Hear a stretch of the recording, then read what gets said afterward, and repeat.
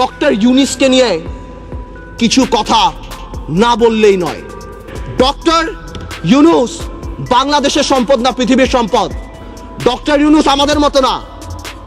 আমার ফোনে সবচেয়ে বড় ভিআইপি ফোন করে জয়নাল আবেদিন ফারুক সাহেব, আর ডক্টর ইউনূসের ফোনে ফোন করে হিলারি ক্লিন্টন। মনে রাখতে হবে সে কোথায় উঠে গিয়েছেন। ডক্টর ইউনূসের এই ব্যাপারটা অ্যামিকেবলি সেটেল করা যেত। আই হ্যাভ উইটনেসড ইট। আমি নিজে দেখেছি বিবিসিতে হোয়াইট হাউস স্পোকসম্যান বলছে we are deeply concerned, this is Yunus allergy. আমি জানি অনেকে বলতে পারবে এটা আমাদের সার্বভৌমত্ব, আই ক্যান আন্ডারস্ট্যান্ড, এটা আমাদের সার্বভৌমত্ব, কিছু একটা ব্যালেন্স নিড টু বি ড্রন। এখন সার্বভৌমত্বর সাথে ব্যালেন্স, এখন গ্লোবালাইজেশনের সময় কালকে বাংলাদেশের বিপদ হচ্ছে, আমরা তাদের কাছে যে হাত পাততেছি, দুই নেত্রীর মনোমালিন্য হচ্ছে, নির্বাচনে যাব কি যাব না, আমেরিকান এম্বাসির দাওয়াতে ভিড় লেগে যাচ্ছে, এখানে ভিড় লেগে যাচ্ছে, আর যখন কোনো কিছু হচ্ছে তখন কি বলা হচ্ছে এটা আমাদের সার্বভৌমত্ব ব্যাপার।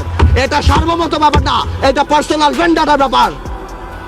ডক্টর ইউনূসের পাওয়া উচিত ছিল না। এই বুদ্ধি যদি অ্যাটর্নি জেনারেলের হয়ে থাকে তাহলে আমি শঙ্কিত যে বাংলাদেশের জুডিশিয়ারি কোন দিকে যাচ্ছে। আমাদের সবার কিছু কিছু ব্যাপারে একটা ন্যাশনাল কনসেনসাস হওয়া উচিত।